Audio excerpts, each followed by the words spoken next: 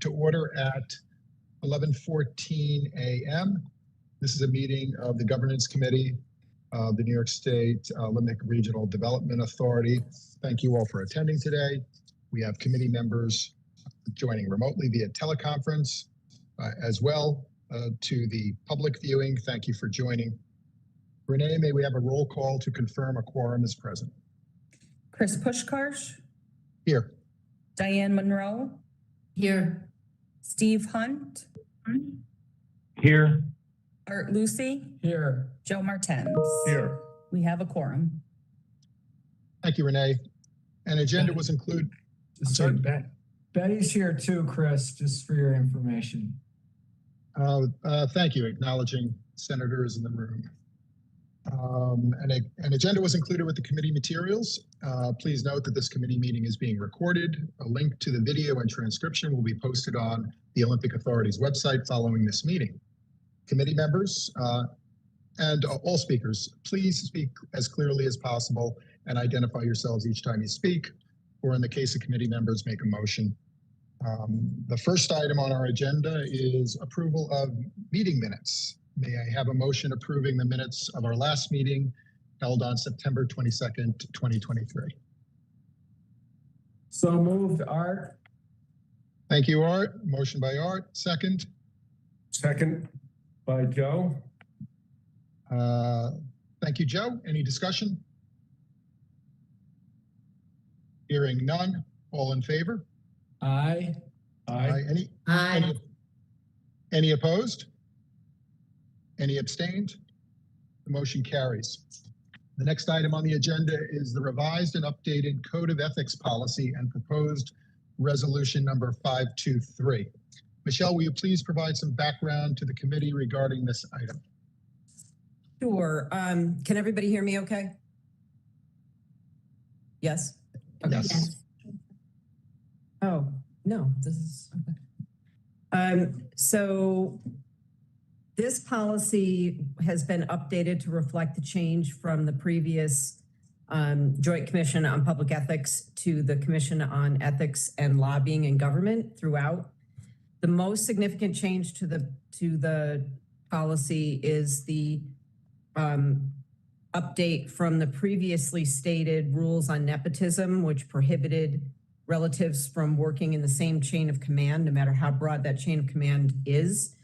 And we now have a more flexible interpretation of that part of the law that allows us to have relatives in the same chain of command as long as we have an alternative form of supervision so that they are not reporting to somebody that they are related to.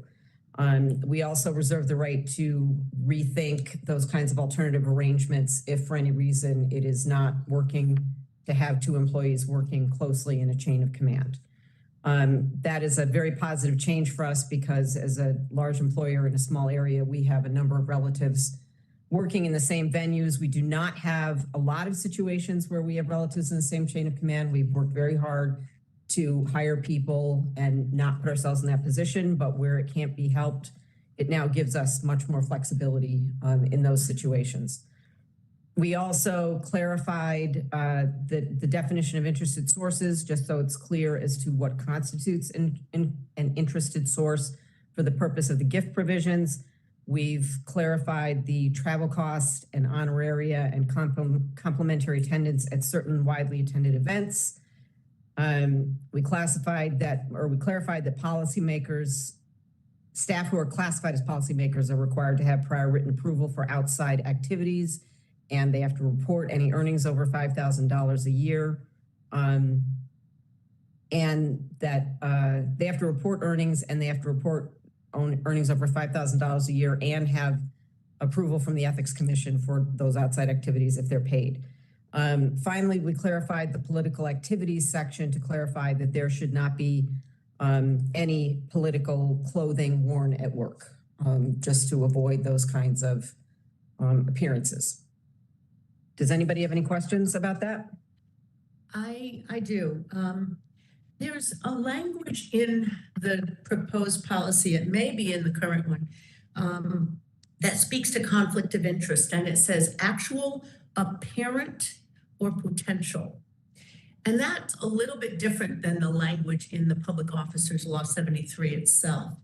And I was wondering why that, specifically a parent, because a parent is a pretty soft word, and it makes me think, I wonder who, a parent to whom, whereas other languages can reasonably assume, things like that. So where did that word come from, and is it something you feel is important? Because I didn't see it in the actual law. The law does cover appearances as well as actual conflicts of interest, and it is something that we need to always be cognizant of. It is vague. I agree with you. It is it is in the eye of the beholder. But if there is the potential of having an appearance issue, it is something that we should discuss. As I've told employees many times, if somebody disagrees with my position on an ethics issue, they are free to go over my head to the Ethics Commission and ask the experts who deal with this every day whether they agree with me or disagree with me. I don't feel bad about being overruled, but it is something that if the potential is there, if the appearance issue is potentially there, we should at least discuss it and determine how we're going to move forward. Okay, all right, thank you.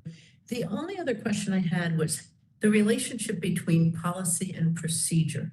So we adopt the policy, and then employees get some kind of a notebook or handbook, or my understanding is maybe it's even online where they can go in and see those policies. Are procedures included there? So for example, you view what you believe is nepotism or conflict of interest or something that violates in this particular policy, but it could be any policy. Is in each case, is the path spelled out for them as to if they or we or anyone sees this, where they go? The Code of Ethics that we are presenting here to be adopted as the Code of Ethics policy is what is online and available to employees. It is in what are called their Workbright accounts. They are trained. They are trained on this policy every year. New changes in the Ethics Commission's rules require us to do in-person training every other year. So I have just completed in-person training with all employees. Oh, believe me, I know. and both my training and this policy state that I am the ethics officer for the agency. I am the person to come to with those kinds of questions, or the Ethics Commission, or both of us. As I said, if you don't like what you're hearing from me, you're free to go over my head to the Ethics Commission. Okay. It's a little scary. It's a little scary for an employee, but I understand what you're saying. Thank you. I try in the training to make it as not scary as possible and make myself accessible to people. And a lot of people have come to me. I think that we've got an okay procedure in place. Okay. And what about training for supervisors? I understand there's training on the policy, but you know, do we work with our supervisors at all to kind of help them? And do we work with our, you know, at all to try to help them understand how to approach things as they're questioned? About ethics or about something else? About ethics. Because this policy caused me to ask some questions in my own brain, and because some things have occurred that have made me wonder about how we train our supervisors. Specifically to this, how would you approach training supervisors if somebody has a question about something in the ethics? Would you? Questions about ethics should be directed to me. That we would not encourage supervisors to make decisions about interpretations of the law.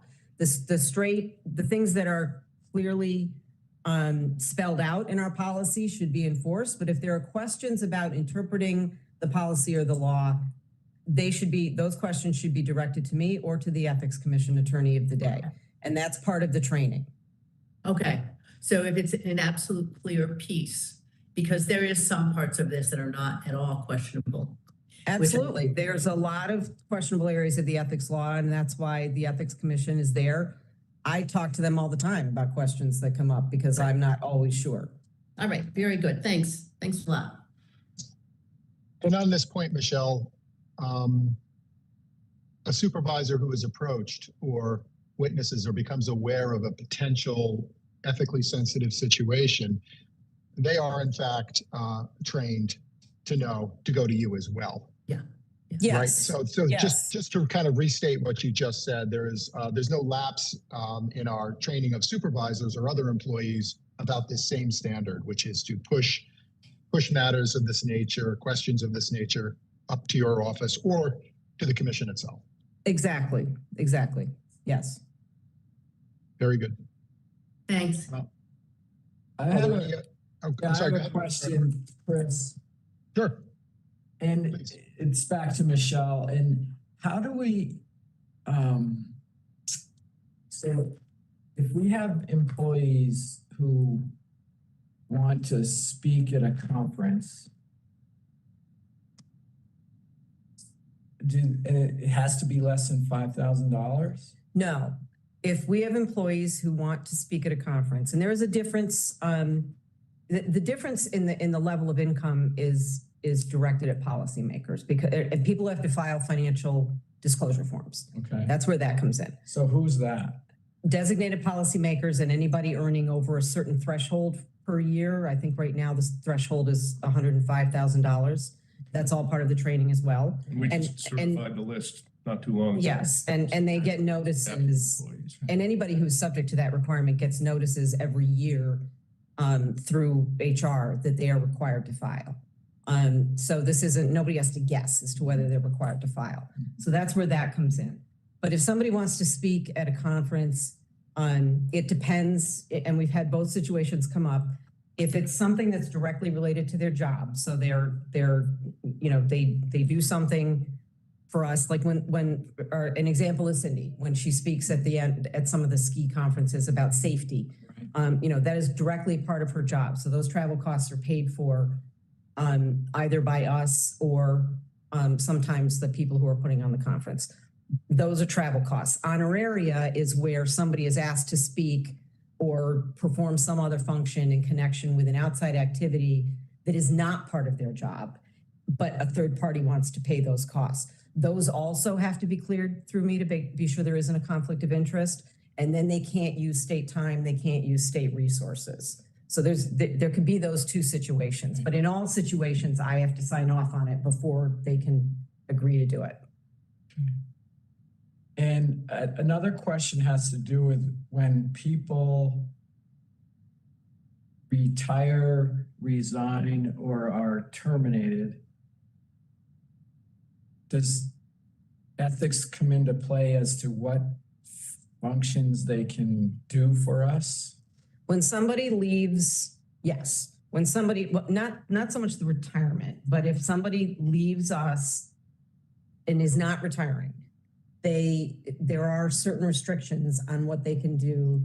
If they want to work for us again, there's one level of process they have to go through. If they want to work in the private sector and are going to interact with us, that's where the 2-year and lifetime bars come in, and those are different reviews. So there is a 2-year ban on virtually everything. You're not supposed to intersect with your former agency. If you're in a private sector job, for example, it's a 2-year absolute ban. After the 2 years, it is only on issues that you were directly involved with in your employment, in this case with ORDA, that you'd be barred from. And even in those cases, there's a list of 8, 10 criteria that are examined to determine whether you can interact, how much you can interact, that becomes a much more detailed analysis. But what I'm struggling with is when we have people who have recently retired from ORDA and they want to help us volunteer at events, how does that work? That's generally not a problem. Okay. So how about if they're an independent contractor? That's where we have to, well, if they're an independent contractor, now they're in the private sector. And that's where the 2-year and lifetime bars come in. Generally speaking, Art, the answer to your question is, I pick up the phone, call the Ethics Commission, and we walk through this because these can be very nuanced analyses. Right. And there's a lot of very factual determinations that go into case by case determinations. It's really not an absolute. Okay. The process is absolute, but the answer is not. It's not the same in every situation. Okay.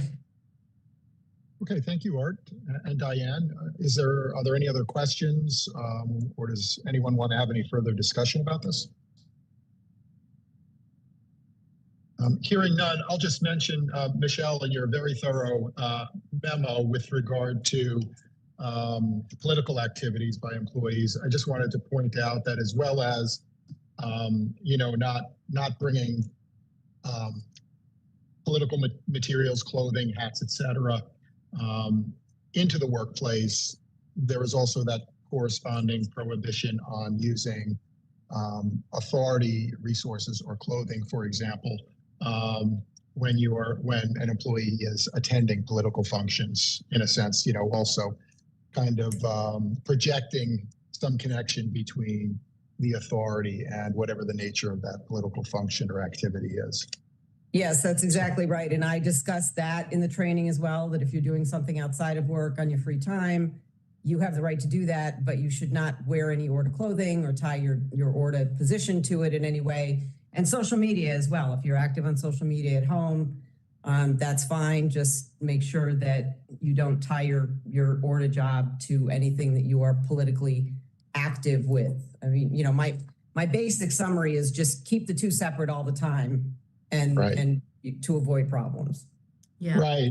And it bears, as I know, we all know through constant refreshers of these issues, it's really easy to leave the wrong coat on and end up in the wrong place inadvertently. So thank you for covering all this so well. And I'll just ask again, anyone have any final comments?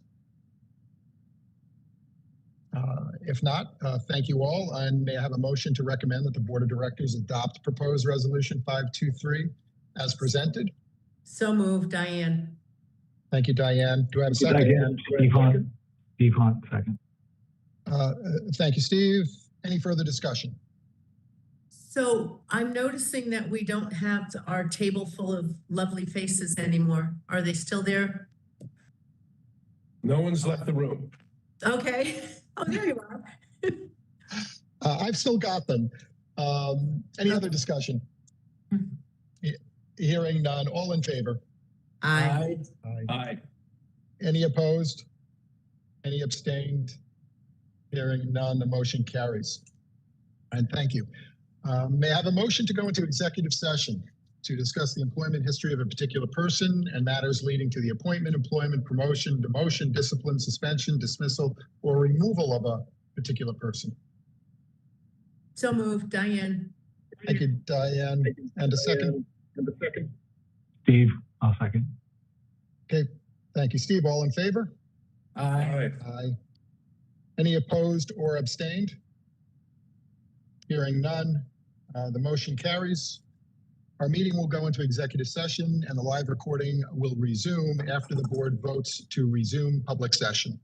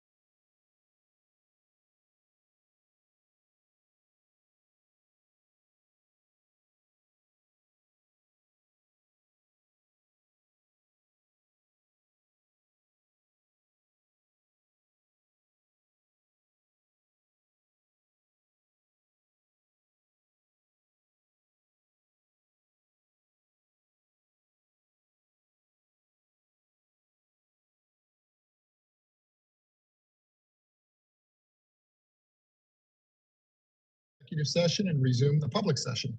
No action was taken during the executive session. As well, that concludes the business of today's governance committee meeting. Are there any other items? Hearing none, I'd like to ask for a motion to adjourn. Real quick, our next meeting. So move. I'm sorry? We talked about a meeting in April. Is that date set? I'm juggling my calendar. We have, right now, there's a board meeting scheduled for April 12th. We would look to add a governance committee. We'll likely move the audit committee off of that schedule. Perfect. The governance committee, but we can resend around an updated calendar for the year of board and committee meetings. April 12 is good. Okay. All right, and if there's anything that you need from us in the interim to support your work, just give us a heads up because it's really good work and I appreciate it a lot. Thank you. Agreed. Are there any other items? If not, can I have that motion to adjourn? Steve, I'll move. Thank you, Steve. And second? Second, Art. Thank you, Art. All in favor? Aye. Meeting adjourned at, we're working at 12:42 this afternoon. Thank